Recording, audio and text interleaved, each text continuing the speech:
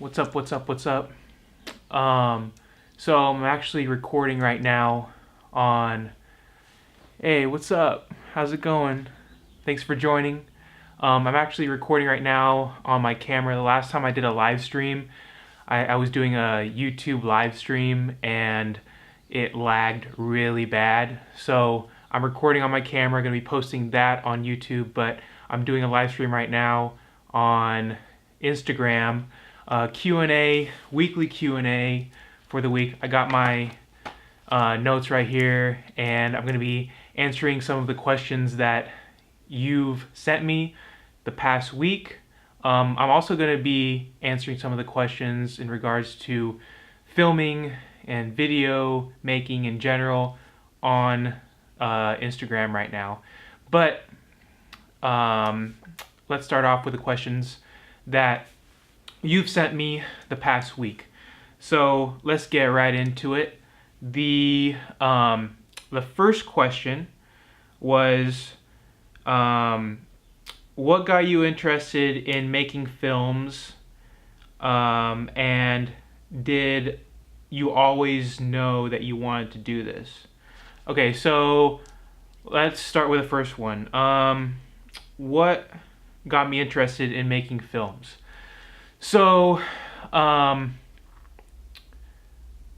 what got me interested was, well, I think I always had an interest earlier on since I was growing up in terms of, movies like Steven Spielberg and Jaws and Jurassic Park and things like that.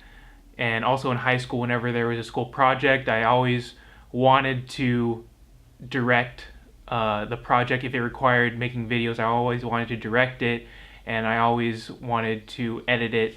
So that kind of, I guess, looking back now, that I had interest in it. But I was part of, I was doing sports. I was playing sports. I was in clubs, and that kind of went on the back burner. So it wasn't until I got into college when I really started picking that interest back up, and started making videos for my college's football team and highlight videos for every home game, and then started doing that for all the different clubs on campus and other sports teams on campus.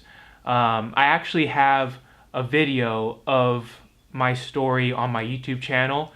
So I'll put that in the link down in the description for those of you that are watching on YouTube.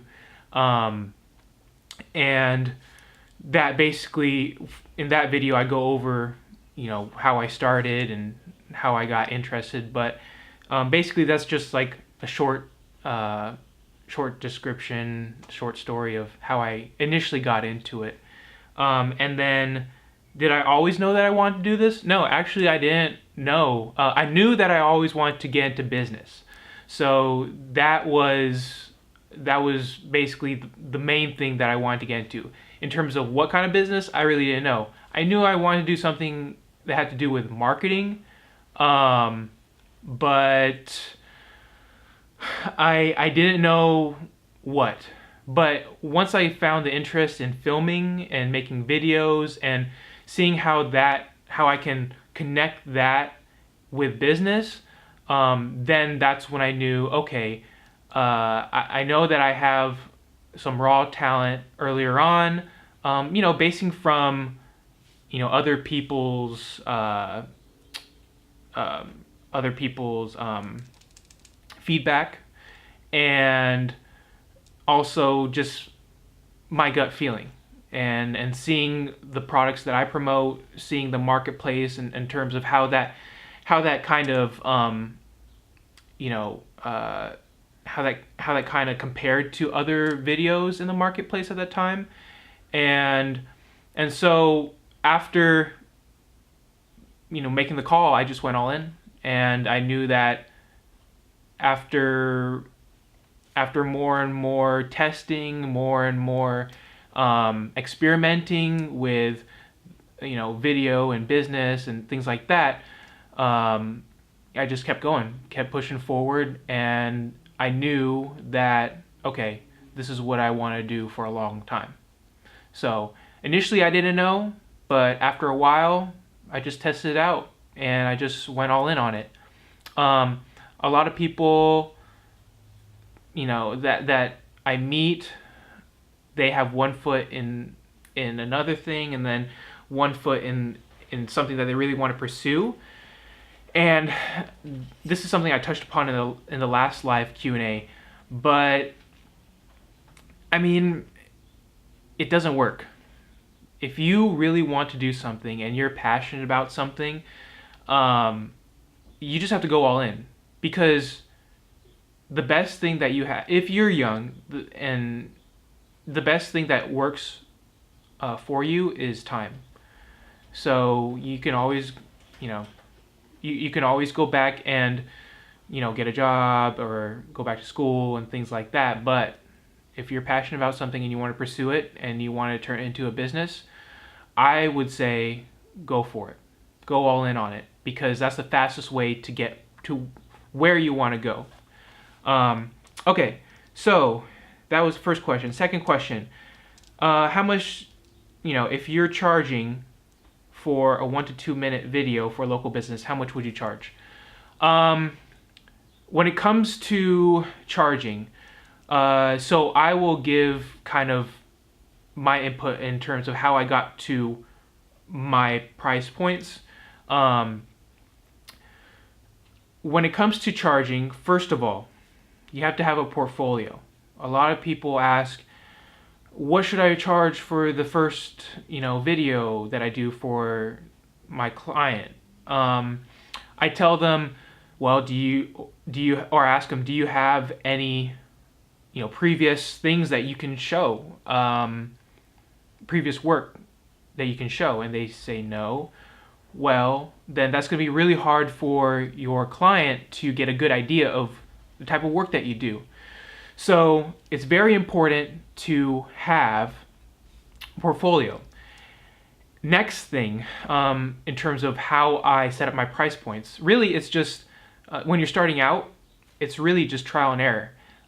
First, you have to look at the marketplace, see in terms of what niche you're getting into. So if you're doing weddings, for example, I started out doing weddings.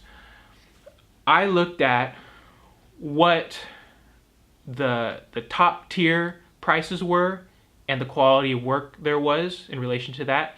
Then I looked at the mid tier pricing and what quality of work in relation to that, and then the bottom tier. I knew that I wanted to produce quality content, and I wanted to start out in the mid to high tier. So that way I just ruled out the bottom tier. I didn't want to be I didn't want to be compared to the bottom tier prices and the bottom tier quality of work. I want to have high quality of work. So I saw that, okay, this is this price point for, let's say, like the intermediate, and this is the quality of work. So after I started, doing a little bit more weddings, I started doing some weddings earlier on, either for free to get experience or at a very low price point. But once I started getting serious with it, and when people would ask, what is your price point? Then for the amount of work that would be done, you have to calculate that in, including filming that day and post-production and editing, things like that. I set up my price point here. Once I got that price point, then I made sure I over-delivered in terms of work. So you want to make sure that your work exceeds the price point. So it's basically, a no-brainer for your client when it comes to choosing your work. So as I progressed, then I bumped up my prices, and I made sure that work exceeded that each and every time. That's very important. You can't just bump up your prices each time and have work that's not good. So that's a very important thing to keep in mind. And of course, there's things in between that when it comes to negotiation and negotiating prices. Uh, some Sometimes what I do is that when it comes to increasing my prices, I test it out. I increase my price, see if the client budges or not, and or if they have like a hard time with that price, and or if they're okay with it. If they're okay with it, then okay, cool. Then I stick at that. I stick to that price point, and that's the next level of prices, generally speaking, for that niche. So for local businesses, it still applies pretty much to weddings. That's what I did. I set up my price point for weddings, and then I kind of translated that price point over to filming for businesses. Filming a wedding is pretty much like filming a business, pretty much. Because the amount of hours it takes to film a wedding, I calculated that and compare that to the amount of hours it would take to film a business. Let's say a promotional video for a business. So that's how I came up with my price points for filming businesses. I started with weddings in terms of price points, and then I translated that over to businesses. Okay, next question. What mistakes do filmmakers make earlier on? From what I've seen, I made this mistake earlier on as well when I first started out, but I still see it now. The fact that filmmakers tend to focus more on the technology and the gear and less on the people. When you're dealing with clients, you're dealing with people. It's a business, and people come first. As long as, this is one thing to keep in mind, as long as your gear helps tell your story in the best way possible, then, and it helps carry your story along in the best way possible, that's all that matters.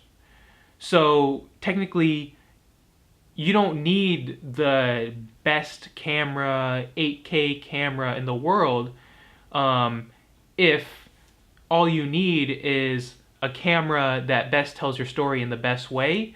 Then just use that camera that tells the best story in the best way. You don't need to overextend yourself for something that doesn't work with what you're currently doing in terms of projects.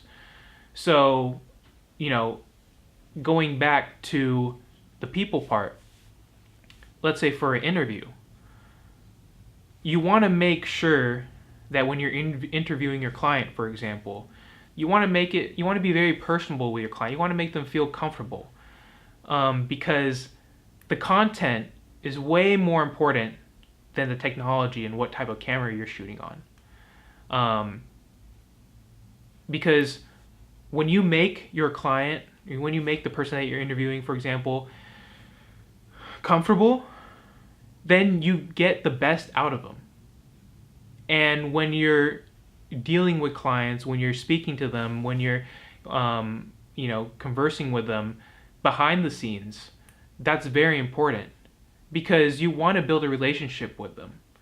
The more you focus on the people and building a relationship with them, the better quality of content you will get, the better quality of a business relationship you will get. If you focus more on the gear and technology, all that is great. And obviously, yes, there's a difference between filming on your phone and filming with an actual camera, good quality camera. But make sure to not forget the people part, because that's very important. It's a very important part. There's the filming part, and there's the business / building relationships with people part. And you just have to make sure that you're able to juggle that and not forget the people part in the process. Next question. What are some tips with filming a wedding? Filming a wedding. So when you're filming a wedding, make sure, the number one tip is to always have backups, especially in audio. So when I film a wedding, for example, Um, what I usually do is, in terms of audio, I have a lav mic hooked up to the groom, and then I have a second lav mic hooked up to the person that's officiating the wedding.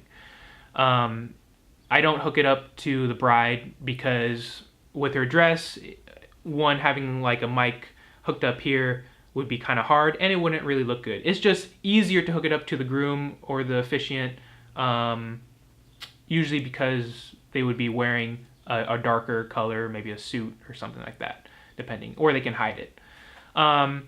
That way, if one mic fails for some reason or there's some interference, hopefully the other mic will be a great backup and get that audio, because the audio is very, very important.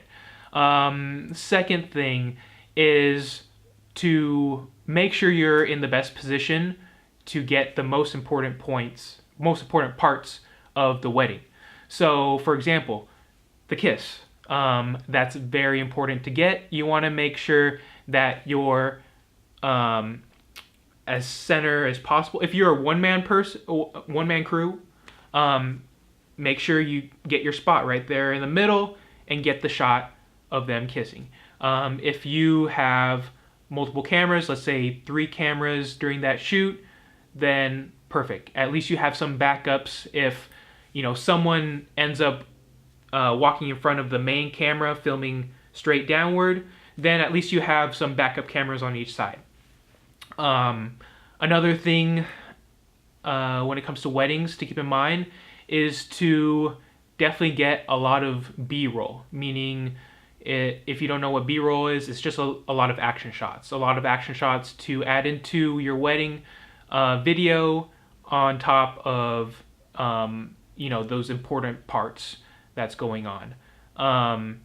Also, when it comes to the reception, make sure you get a lot of B-roll with that as well, and also the audio for the people that are giving the toast, like the best man speech, the bridesmaid speech, things like that, or whoever else is giving the speech. Make sure to get that as well. And also plan out in advance. Talk to the bride and groom and make sure that they are in sync with what's going on, and also speak with the DJ when it comes to audio, and speak with the wedding coordinator if they have one. Make sure that you have a schedule of that day, and you are in each spot as early as possible, because the day is going to be very hectic. But make sure that you are in position to get the shots that you need in advance. So it's best to, if they're heading over to one location, make sure you get there before the couple gets there, and either the photographer or whoever gets there, if you can. That way that you'll be able to set up the shot that you want, and after the photographer gets done with the shot, then you could just say, hey, can I get my shot? Perfect. You already have the shot plan in your head, and you get that shot. And that's all. So those are some tips with filming a wedding. Make sure you plan it out, and make sure you get the shots that you need, and you get in position for those shots that you need in ahead of time. And the next question, this will be the last question. Should I go to film school or not? Now this depends. So this is going to be biased, just because I didn't go to film school. I taught myself video and filming basically through YouTube and other courses online. But here's just my take on it. I think film school, or college in general, the good thing about college is that it helped me network, helped me build relationships that provided me business even to today. So that's one plus about it. And also business too. If you plan on going to college, I highly recommend you taking business courses, because in whatever thing that you do, there's always business. So understanding business, understanding finances is very important. when it comes to filmmaking, when it comes to going to film school, I have friends that went to film school and are off and doing a lot of great things, filming music videos, filming different commercials. And I think one thing that's helped them too is the networking. They were able to, you know, build relationships and get those jobs that they wanted through that, and also through the network of the film school as well, from the alumni and things like that. If you want to go to film school, I think it would be good if you like a structured environment. If you want to basically learn the basics, or I guess everything you need to know when it comes to filming, filming techniques, things like that. But when it comes to getting a job, if you know you want to be full-time and doing videography, doing filming, right now, nowadays, there's a fine line, because I also know there's a lot of people that haven't gone to film school, but through networking, through using social media, things like that, they have made a name for themselves and are now doing, getting jobs that they wanted. So I guess it just depends. I guess if you want structure, I think, you know, film school would be good, and also using that network. But if you feel comfortable with, but if you know that this is something you definitely want to do, and you feel comfortable with doing it on your own, and feel comfortable with networking and getting those courses that you want specifically just for filming, then maybe, you know, not going to film school is the best choice for you. But it is your decision. This is just feedback from me in terms of my own experience, and I know this is one-sided because just basing from my experience, I didn't go to film school. But it is up to you in the end. So that's basically it for the Q&A. I'm going to keep going on Instagram Live, just going to answer a couple questions here. So with the time I have, let's see what we got here. I'm going to start from the top. Okay.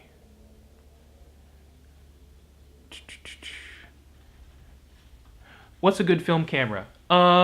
Good film camera. For someone that's starting out and they want to have a good all-around camera, I think the Panasonic GH4, which is actually what I'm filming on right now, is actually a really good all-around camera. I touched upon that on my last Q&A, but I'll give a little bit of feedback on this. The good thing about it, it's a good all-around camera. It has built-in time-lapse feature. It shoots in 4K at 24 frames per second, and slow motion at up to 60 frames per second and 120 frames per second at 1080p. So that's a great feature about it. Balancing the white, getting white balance and getting that set up is really easy. Everything is pretty easy with it. It's light, it's small, it's compact, and I still use it to this day on certain projects. So I think that's a great all-around camera. Let's see.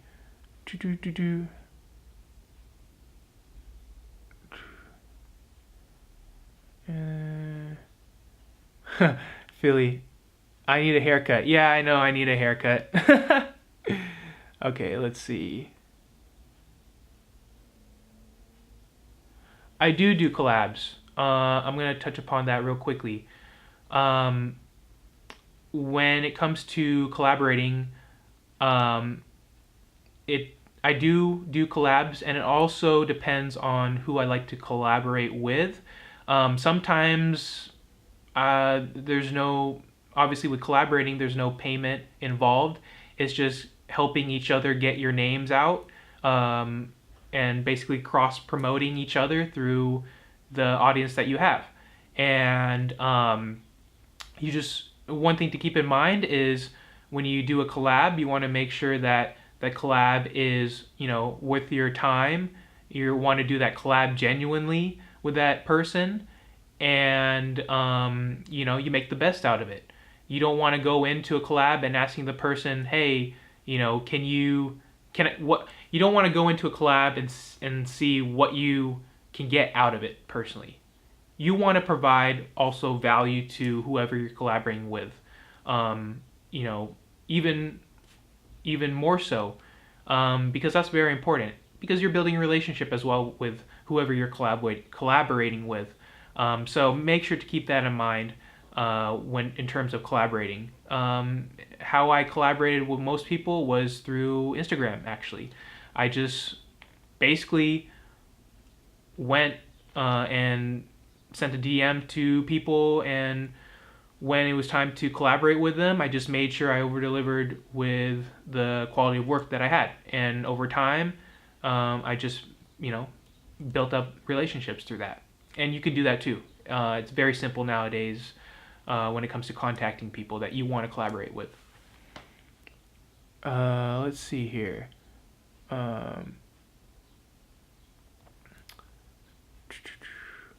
Any more? Kenny, thanks for the feedback. Hi from Turkey. Hey, how's it going? Hey, K Mills. How's it going? Got your first role today. Oh, that's awesome. Let's see. YouTube tutorials and strong marketing or uni and work experience? I'm not sure what you're asking there, but I guess YouTube tutorials and strong marketing. I'm not sure what you're asking there, but I do YouTube tutorials and I post that on my YouTube channel. And if you want to do tutorials yourself, I think in terms of doing tutorials or if you want to start putting out content for yourself, I think the best way to do that is just basing it off your experience, because each person's experience is unique. And so if you base it off your experience in terms of giving tips and advice out on YouTube or wherever else, that will help people. Because I thought when I first started, how can I give tips and advice? I barely started, but what I started to do was I just started to basically film myself in the process, and I started to just give tips and advice on what I experienced, and I just put that out there. So things like that I actually found got good traction and good feedback on, and I recommend that for those of you that want to start doing tutorials or things like that.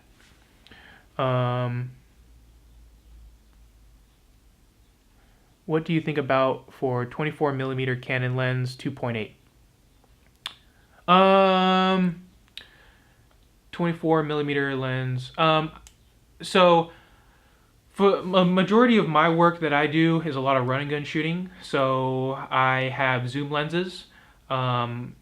The one lens that I use a lot is the Canon 24 to 70mm 2.8 because it has a good range and it's really good in low light. If you're using prime lenses, I don't have experience personally with a 24mm Canon lens 2.8, but if you plan on using prime lenses and are planning on shooting in low light situations and you want to have a good depth of field, then it could be good for you. So I don't have too much experience when it comes to prime lenses because I haven't used them quite a lot, or I don't really use them a lot for a lot of my projects, but hopefully that helps. And I guess that's it for the questions. So for all of you, thanks again for watching. I really appreciate all of you sending in your questions for the live Q&A. This is going to be every Thursday. I will do this for all of you. And in between now and the next Q&A, send in your questions. Just send me a DM and I'll make sure to get that answered on the next Q&A. So thanks again for watching, and I'll see you on the next one. Peace.